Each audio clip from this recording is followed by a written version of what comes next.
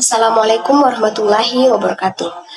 Perkenalkan, nama saya Nur Afifa. Di sini saya akan menjelaskan materi tentang konsep-konsep dasar analisis kebijakan pendidikan. Baik, yang pertama yaitu pengertian kebijakan pendidikan.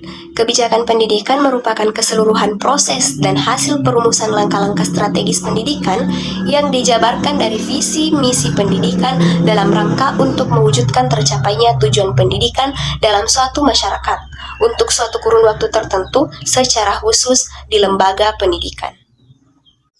Kemudian, adapun hakikat kebijakan pendidikan yaitu kebijakan pendidikan dibuat untuk menjadi pedoman dalam bertindak, mengarahkan kegiatan dalam pendidikan atau organisasi atau sekolah dengan masyarakat dan pemerintah untuk mencapai tujuan yang telah ditetapkan.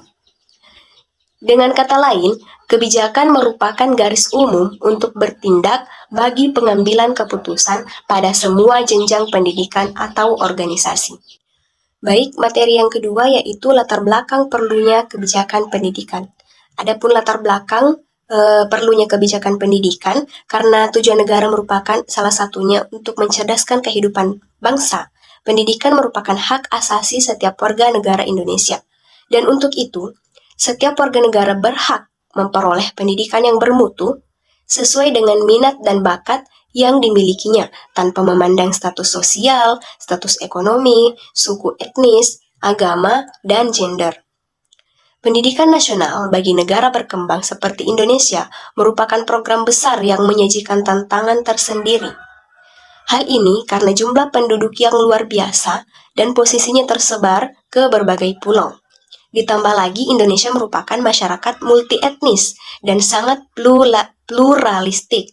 Dengan tingkat sosial ekonomi yang beragam, sistem pendidikan semacam itu tidak mungkin dipenuhi tanpa adanya suatu perencanaan pendidikan nasional yang handal. Kemudian, dalam mengimplementasikan desentralisasi di bidang pendidikan, sebagai wujud dari implementasi kebijakan pemerintah, maka diterapkanlah manajemen berbasis sekolah atau MBS. Dengan MBS, maka sekolah-sekolah yang selama ini dikontrol ketat oleh pusat menjadi lebih leluasa bergerak, sehingga mutu pendidikan dapat ditingkatkan. Pemberdayaan sekolah dengan memberikan otonomi yang lebih besar tersebut merupakan sikap tanggap pemerintah terhadap tuntutan masyarakat, sekaligus sebagai sarana peningkatan efisiensi pendidikan.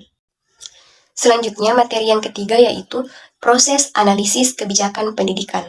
Di sini saya akan menjelaskan ada 6 proses analisis kebijakan tersebut, yaitu yang pertama, inisiasi.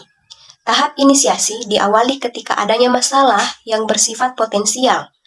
Pada fase ini belum dituntut untuk dapat merumuskan permasalahan, namun diperlukan sebuah pemikiran lebih lanjut apakah permasalahan ini diperlukan untuk dirumuskan.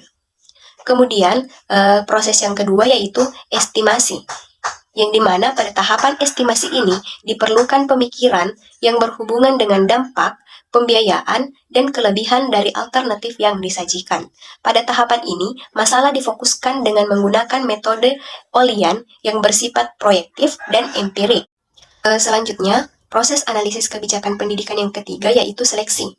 Tahapan seleksi ini berkaitan dengan keputusan.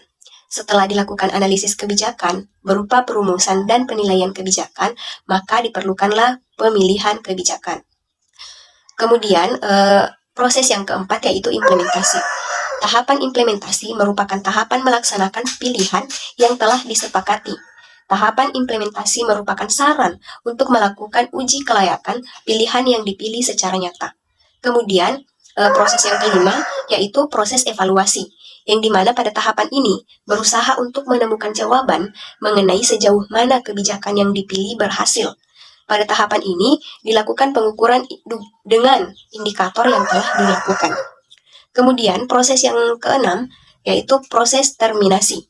Tahapan terminasi adalah tahapan yang menyesuaikan kebijakan yang tidak diperlukan dengan keadaan. Selanjutnya materi yang keempat yaitu ruang lingkup kebijakan pendidikan. Di sini ada 6 ruang lingkup. Yang pertama yaitu pengumpulan data statistik pendidikan, yang kedua pengembangan kurikulum, yang ketiga sistem pengujian, yang keempat penelitian pendidikan dan kebudayaan, yang kelima teknologi komunikasi pendidikan, yang keenam pengembangan analisis kebijakan pendidikan dan kebudayaan.